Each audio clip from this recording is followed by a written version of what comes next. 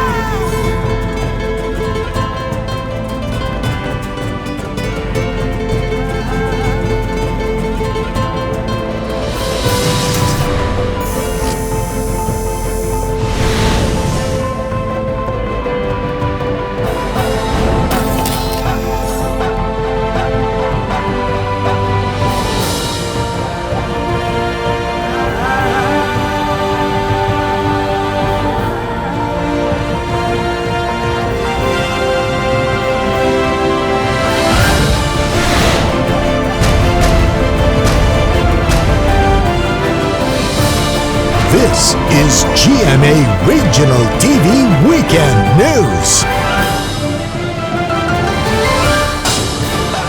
Good afternoon, this is your GMA Regional TV Weekend News. The biggest, the latest as local news matters. Luan Merondina. Alam Domingo, broadcasting live from GMA Complex in Cebu. Live from the Marco Polo Hotel here in Cebu, filling in for Cecil Kibot Castro, I'm Nico Sereno. We'd like to welcome our Kapuso viewers from Luzon, Visayas, and Mindanao, as well as our kababayans abroad watching us through GMA Pinoy TV and GMA News TV International. This afternoon, we will be joined by GMA Regional TV correspondents Rain Palino from GMA RTV Bicol and Rio Soroche from GMA RTV 1 Mindanao. We also have other counterparts from other regions joining us this afternoon. King Divara from GMA RTV Balitang Amyanan and Adrian Pitos from GMA RTV 1 Western Visayas. For today's headlines. In Cebu, countdown begins for one of the biggest Catholic church activities in the Philippines. Possible landslide and big tension cracks endangered hundreds of residents in the Davao region. In Dagupan, hog industry is slowly recovering and traders preparing for the influx of demand. Provinces join the national simulation of earthquake and tsunami drills.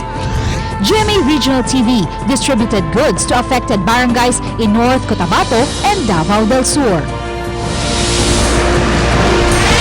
This is GMA Regional TV Weekend News. The Catholic Church in Cebu has started preparations for the commemoration of the 500th year of Christianity in the Philippines. We have more from this report. At the Basilica Minore del Santo Niño, the Agustinian Friars organized last Wednesday the grand launch of the Santo Niño at 500.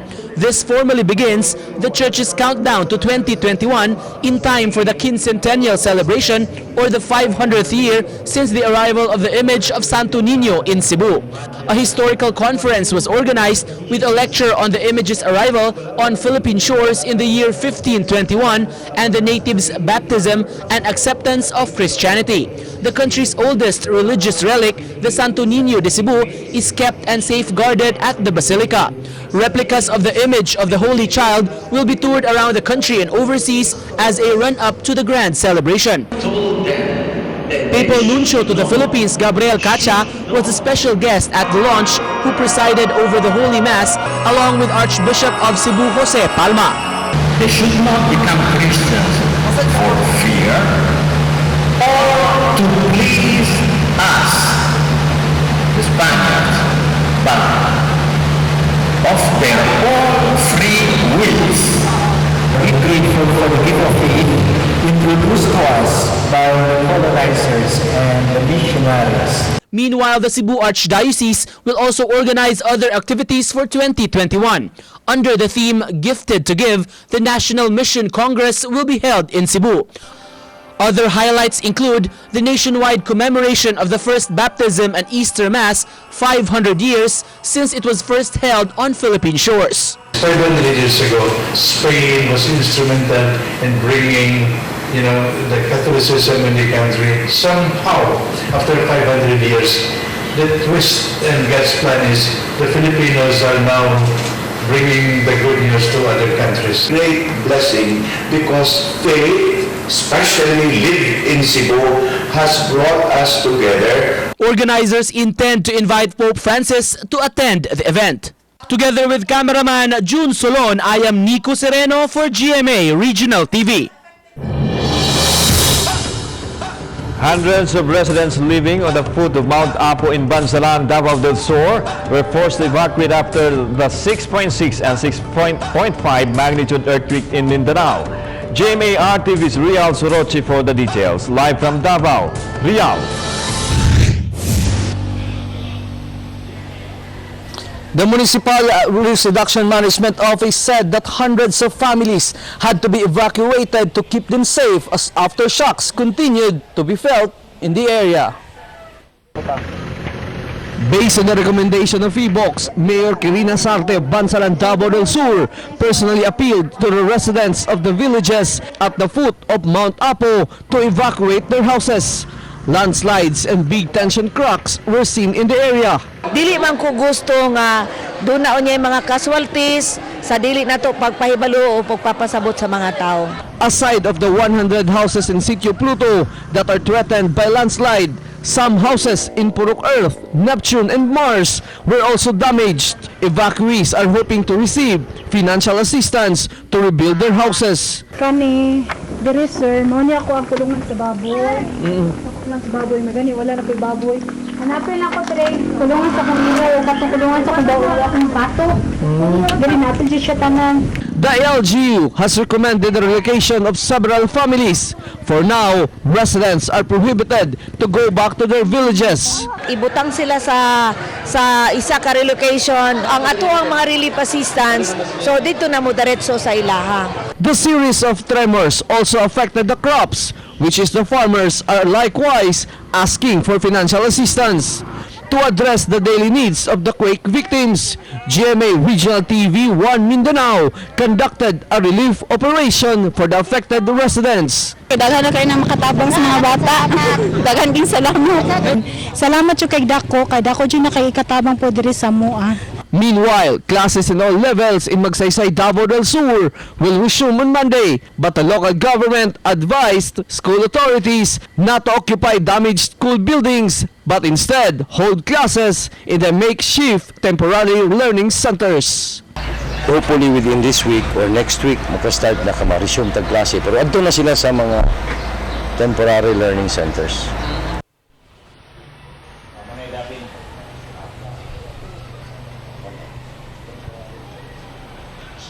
As of now, LGU together with national agencies discuss about the relocation site of these displaced families. Alan?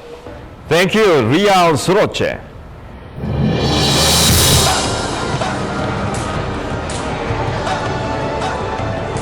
As the days pass by, more and more evacuees in Makilala, Cotabato province are getting sick inside evacuation camps. Residents also brace themselves against bad weather conditions. Argil Relator has the details.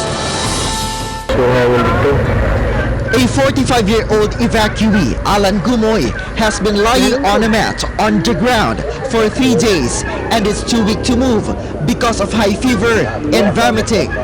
Beside him lies his 10-year-old son, who is also suffering from the same sickness. Both father and son have been staying at the evacuation camp for 2 weeks now.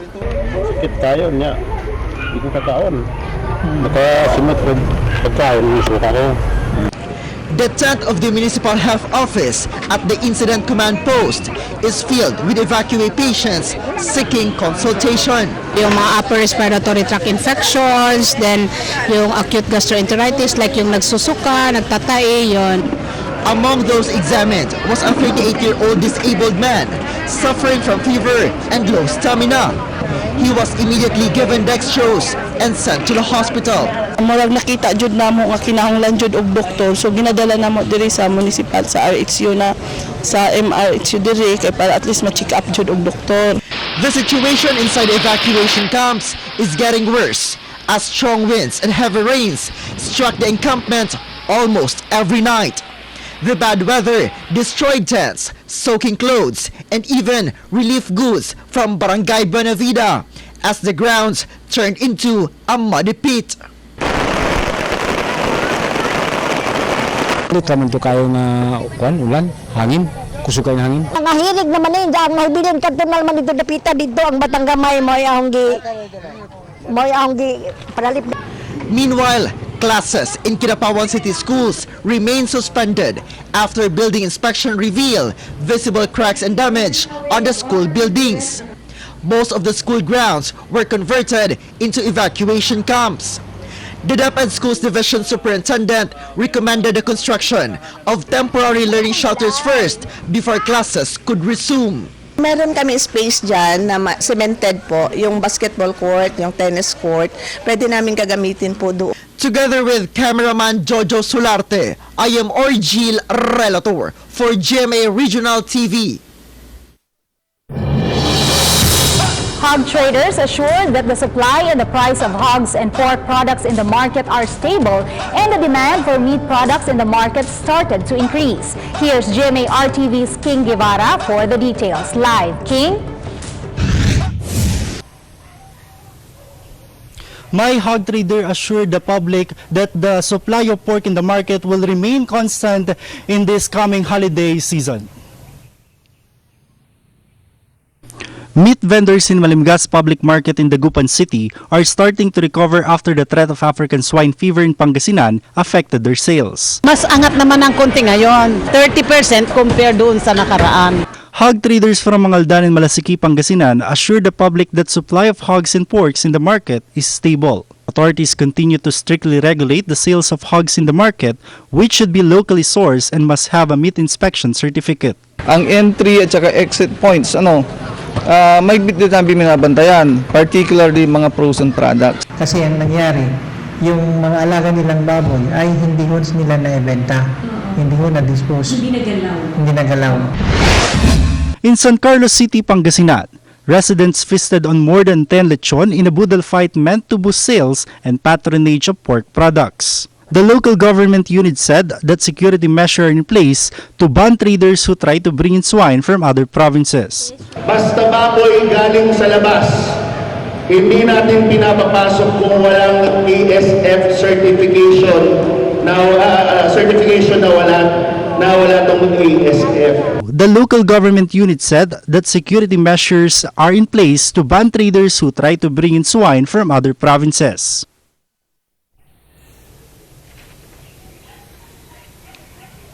The authority will continue monitoring in different public markets in the province to make sure that the pork or the meat is constant. Thank you, King Guevara. A 23-year-old woman is facing kidnapping charges after allegedly abducting a baby boy. Adrian Piros has the details. After more than a day of looking for baby William, Mary Grace Goto is relieved to be reunited with her less than a month-old baby. Monday afternoon, while having a checkup at the regional hospital, a woman approached Mary Grace and pretended to be her relative. The woman encouraged her to get a free rebond at a salon. While the young mother was preoccupied, the woman made off with the baby.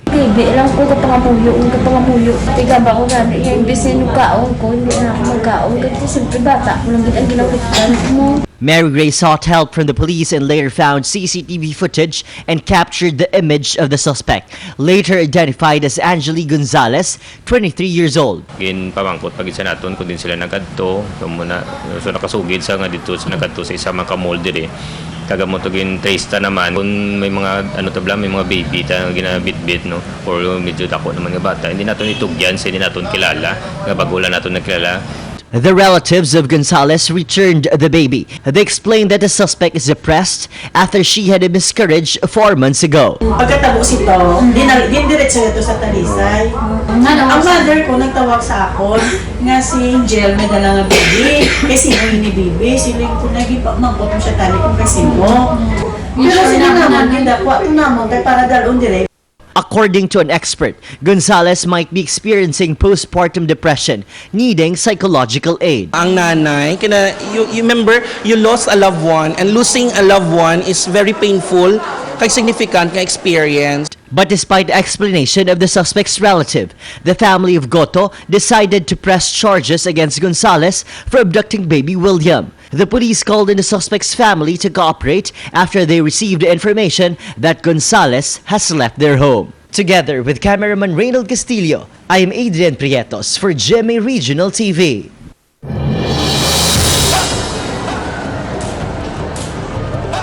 The Commission on Human Rights will recommend the filing of administrative and criminal charges against the police escorts of slain Clarin, Misamis Occidental Mayor David Navarro.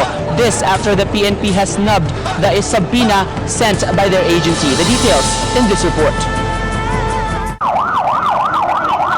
The Commission on Human Rights set a meeting last Monday, November 11, with the 4 policemen who were among those in the convoy of Mayor David Navarro when he was ambushed last October 25. However, the CHR received a letter from the 4 policemen detailing the reasons why they cannot attend the conference.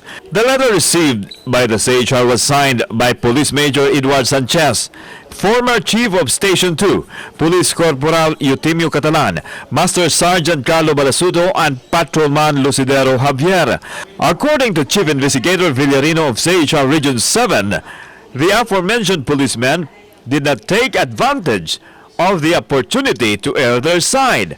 I don't know how unsay ilang but pasabot ani nga mingo man sila nga we are very much willing to cooperate with you on matters for the good of our country. Hindi man sila gusto mo appear sa atong investigation.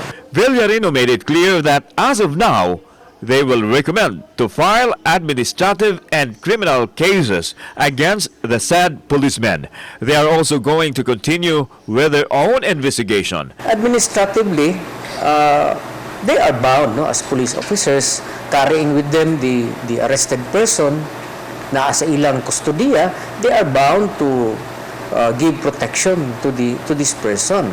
So kay nahitabo man sa ilang kustodiya, they should be held responsible for this. In a text message sent to GMA Regional TV Balitang Bisdag, Police Major Edward Sanchez refused to comment on the said issue.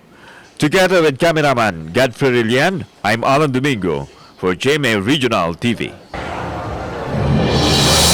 Clearing operations continue as more illegal structures were dismantled in Iloilo City. Meanwhile, in Mindanao City, Cebu, the team starts to mark obstructions in order to reclaim public roads. Zen Kilantang has the details.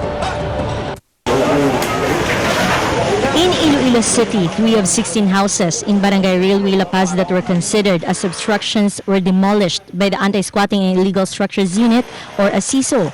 Task Force on Moral Values Formation head Nestor Canong voluntarily dismantled his gate and wall, which was the subject of complaints from residents. Atadlungon namon bali na ang bilog di nga kilid sa karsada, gaan clearance bali, para nga magligwa na ang kilid dya.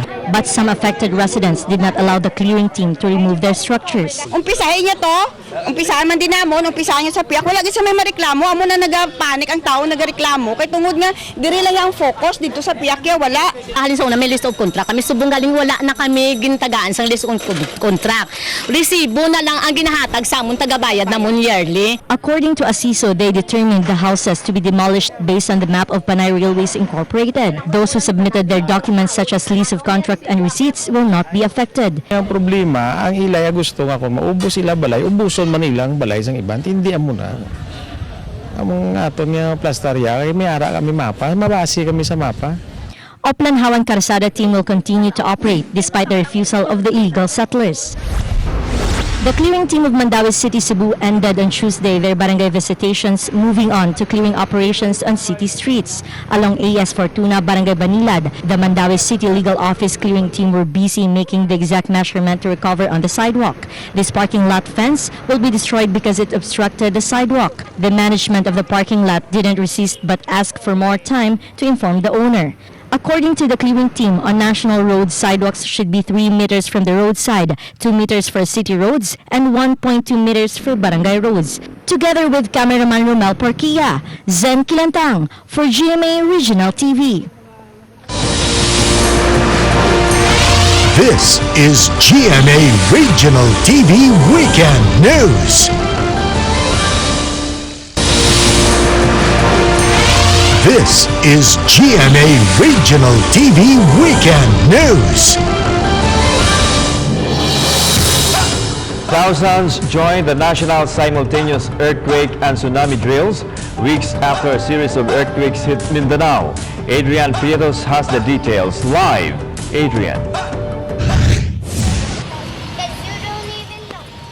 Yes, Alan, fire trucks, ambulances, people being rescued. These are just some of the common scenarios in the simulation areas during the National Simultaneous Earthquake Drill this year.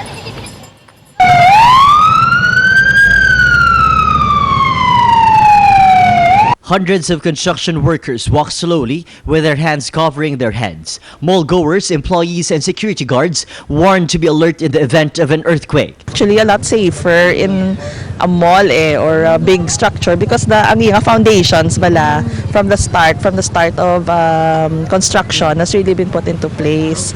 For big establishments, open spaces such as parking lots were identified as evacuation sites where medical stations were set up. Employees at the Iloilo provincial capital also joined the drill, with local rescuers, medical responders, and firefighters quick to do their specific duties during calamities. In Nueva Valencia, Guimaras, a tsunami drill was also conducted, since the island province is located near the Negros Trench and vulnerable to storm surges and tsunami during earthquakes. In Sipalay City, a coastal community, students were quick to board on trucks and rescue vehicles after hearing the evacuation siren. They were gathered and informed about what to do during a tsunami. In Talisay City, Cebu, hundreds of students from the city central school, as well as teachers and parents, participated in the fourth quarter National Simulation Earthquake Drill, where they were taught about what to do when someone is injured or wounded during a quake. The Pangasinan Police Provincial Office also took part in the simultaneous earthquake drill, which aims to enhance the disaster preparedness of the police force. Prior to the actual drill, a briefing was conducted at the camp where police personnel and non-uniformed personnel were given instructions. The activity started with a 1-minute blowing of siren. Pupils and teachers of Balulang Elementary School in Cagayan de Oro City also participated in the drill. Everyone did a duck, cover, and hold exercise and proceeded to an evacuation area in an orderly manner. Pagtungtong sa alas 9 sa buntag, hibagting gilayon ang alarm sa Osaka Mall sa Ecoland sa Davao. In Davao City, the bell was rung in a mall in Ecoland to signal an earthquake. Everyone performed the duck, cover, and hold technique and evacuated to the identified and nearest safe open areas. However, the Davao City Disaster Risk and Reduction and Management officials were not happy with the performance of some employees as they did not take the drill seriously. Pag-track ni sa labil, gano'n, nakita na mga tao diri, wala, magseryoso. Ubang gani, wag gani, may balog sila nga na-drill. So this is not supposedly may tabo. What if tinuod yun siya nga na-tabo? Naglang mga matay na ni. According to CDRRMO, after the previous earthquake occurrences that hit Mindanao, this must be a stern reminder to all that every earthquake drill must be participated and conducted seriously. Alan, in conclusion, the earthquake and tsunami drills aim to evaluate the effectiveness of local governments' contingency plans and protocols in relation to earthquake scenarios and emergency situations. Back to you, Alan. Thank you, Adrian Prietos.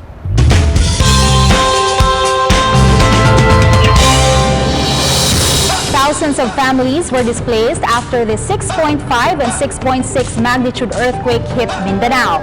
GMA Regional TV immediately launched the One Mindanao #SpreadKindness campaign. Tulong para sa mga biktima ng lindol sa Mindanao. Sarah Hilomen Velasco with the details. After the strong quake in Mindanao, several government infrastructure, houses and school buildings were damaged and families forced to evacuate. This prompted GMA Regional TV to launch its #SpreadKindness campaign, tulong para sa mga biktima ng lindol sa Mindanao. Several individuals and companies responded to the call for help and donations started pouring in at GMA Davao. The RTV One Mindanao anchors, production staff and volunteers worked together to repack the relief goods of rice, noodles and canned goods. Kayong salamat sa inyong gugma sa mga nasalantag linog. Wala na ibalay. Tanan sa akong butang na nadaot. After the repacking and hauling of relief goods, the One Mindanao team went to the affected barangays in North Cotabato and Davao del Sur to distribute the goods. Rodero is an interior barangay in Makilala and a kilometer away from the highway, so relief goods and donations hardly reached the area. When our team got there, residents were truly grateful to receive the much-needed food packs. We also distributed potable water, hygiene kits for women, and cookies for children. After Barangay Rodero, the GMA regional team, together with the volunteers, proceeded to Barangay Upper Bala in Magsaysay, Davao del Sur. This barangay was among those that were severely affected by the earthquake, so many residents were forced to abandon their homes.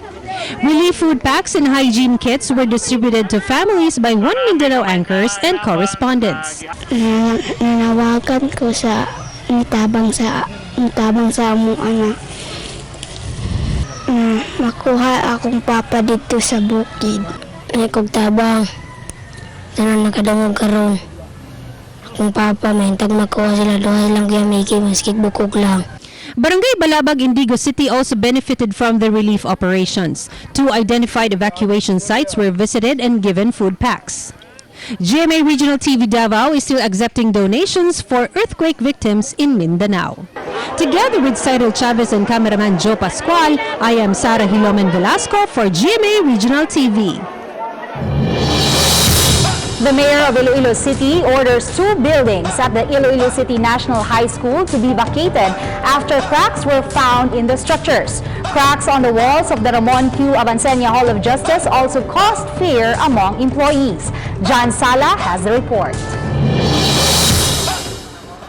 2 school buildings of the Iloilo City National High School were found to have structural defects after a building inspection.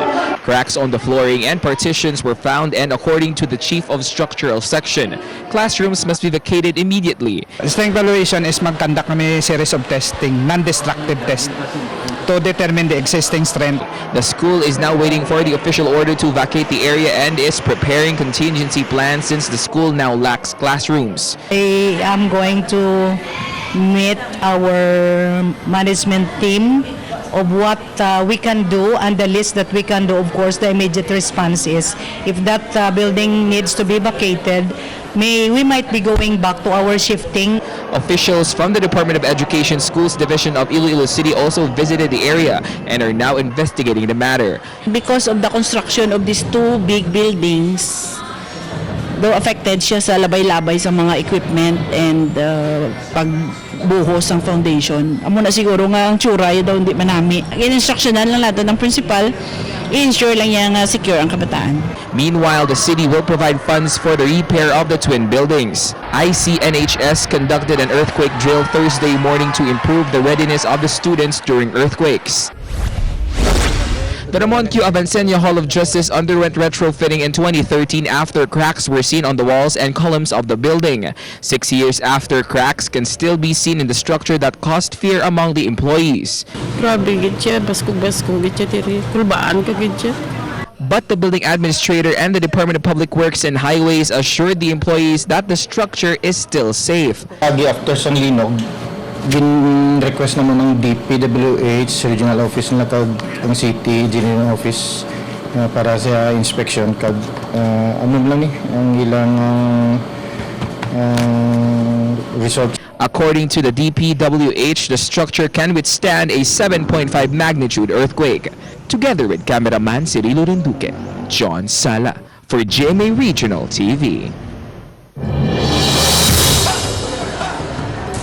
Several kilos of dried seahorse were confiscated from 2 Chinese nationals as they were about to smuggle the items outside the country through the Mactan Cebu International Airport. The details in this report.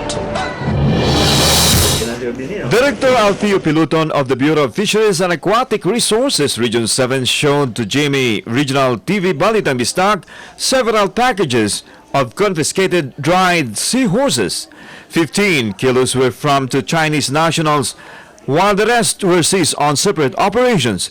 According to Director Piluton, it is strictly prohibited to catch and bring these dried seahorses outside the country. We coordinate me closely with the Bureau of Customs sa atong OTS sa DOTR aron makita ginato kanunay ilang mga kuan. So on guard ta kanunay kinahanglan ta vigilant ta niini. BFAR is still investigating who are the contacts of these Chinese nationals here in Cebu who are responsible in the catching these seahorses. Officials said there's a possibility that these seahorses will be used as an ingredient in the manufacture of medicine or for medicinal purposes. BFAR and partner agencies will dispose of these confiscated seahorses. Ang mensahe lang ani, ibalo ko doon ay mga uban pa nga gusto mo himo na. Ang mensahe ani nga dili na ginabawal ginato dinhi. Dili nato siya pwede nga ilaw nga ipalabas. Pero makita nato nga medyo bugpat na gyud ang kuan, makita nato ang gravity of the offense kung file taong kriminal. Together with cameraman Godfrey Relien, I'm Ana Domingo for GMA Regional TV.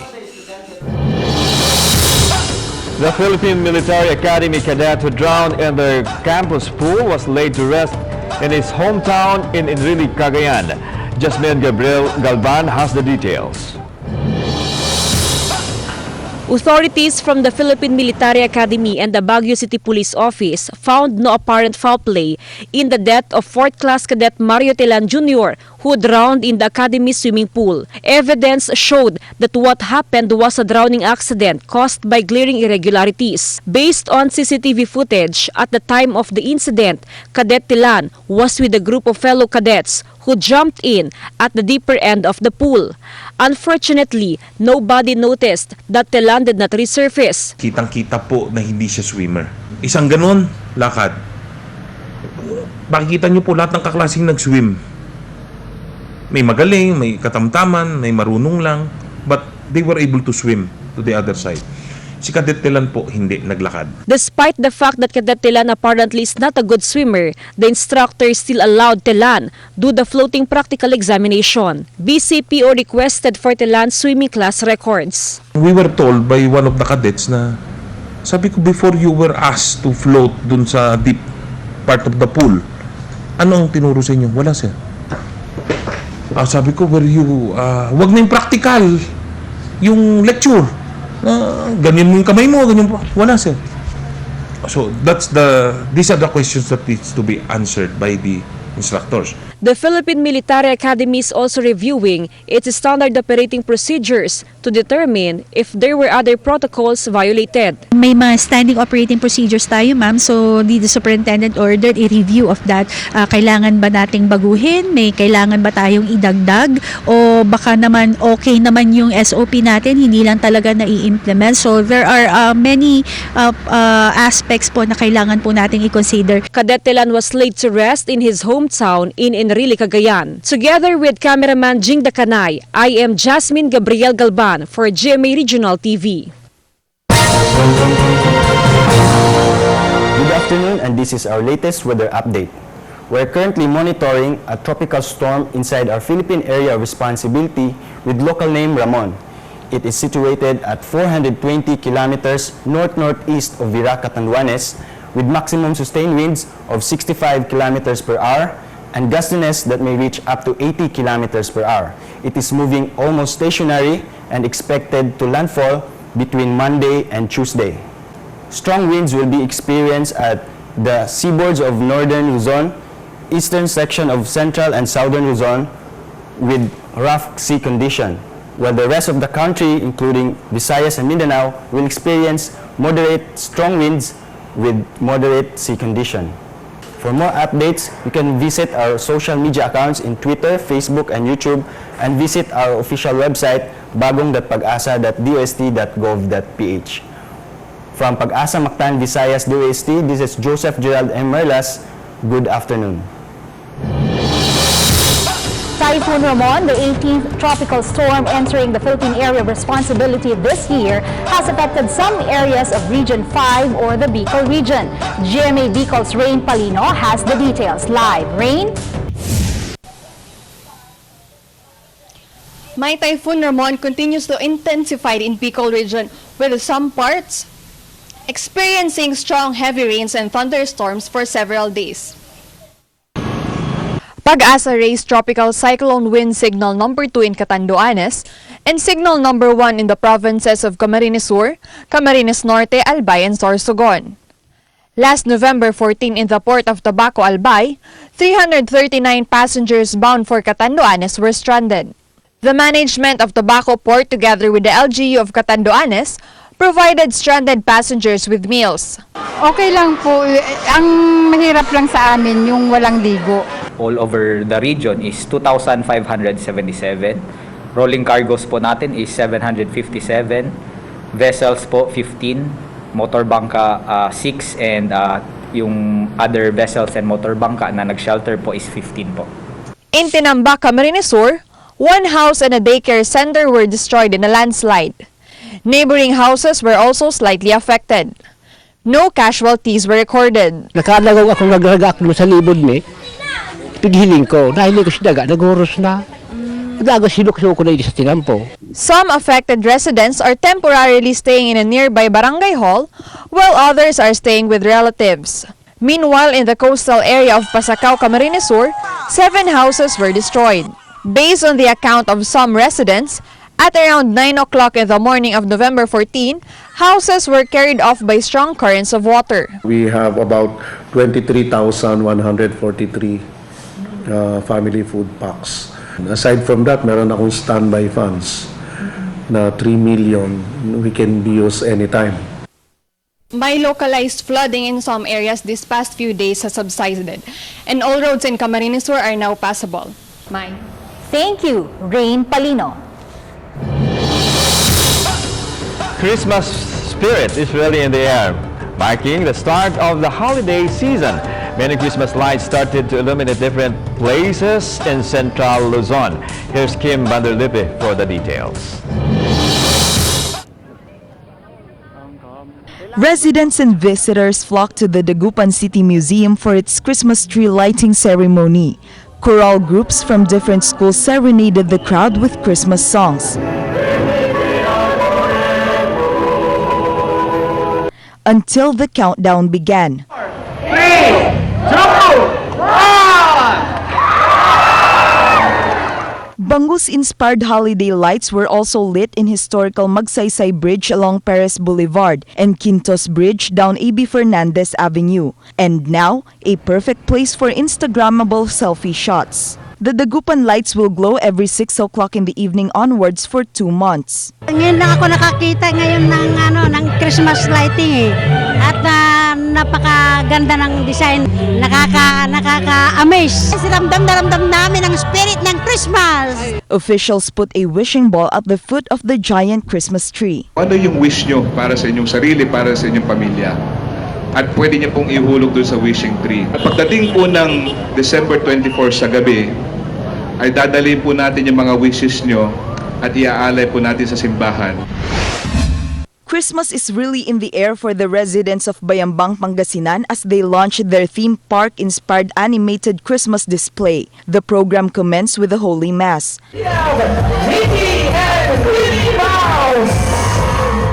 And as the night fell, various cartoon characters showed off for the crowd.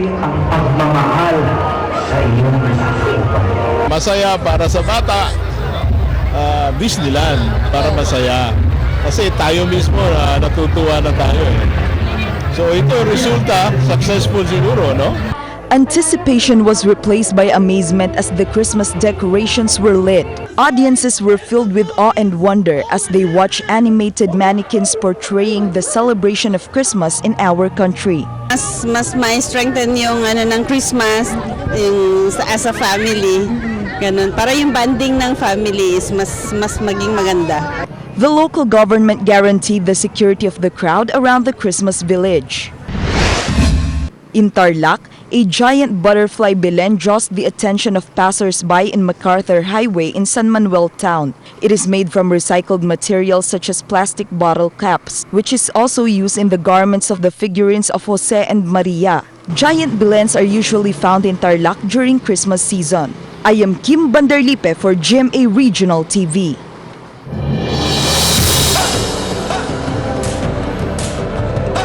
We are live here at the Marco Polo Hotel in Cebu City, where in any minute now, they will be officially lighting their famed Christmas Tree of Hope, which will usher in the festive season this 2019. This Christmas tree with a cost marks 1 decade of partnership between Marco Polo and GMA Regional TV. Proceeds of more than ₱1 million have been turned over to the GMA Kapuso Foundation. For 2 years in a row, the opening of the Tree of Hope is witnessed by GMA Vice President and Head of Regional TV, Oliver Victor B. Amoroso. And in the season of giving and for love to shine brighter, we encourage our Kapuso to buy the Christmas balls worth 200 to hang in the Tree of Hope's branches. This is for a very good cause, especially underprivileged children, funded by the GMA Kapuso Foundation. In this Yuletide season and always, we encourage everyone to spread kindness.